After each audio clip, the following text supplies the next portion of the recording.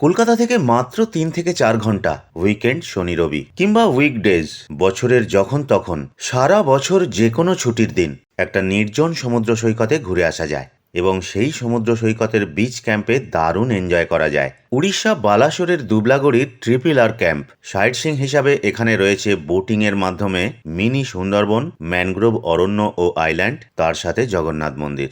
দুবলাগড়ির এই ট্রিপল আর ক্যাম্পে থাকা এবং 4 বেলা পমফ্রেট, চিংড়ি, চিকেন, বারবিকিউ আরও নানান খাবারের সম্ভার, সেটা আবার মাত্র 1300 টাকা থেকে স্টার্টিং।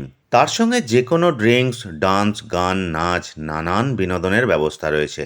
আজই ফোন করে নিতে পারেন দুবলাগড়ি ট্রিপল আর ক্যাম্পের এই নাম্বারে।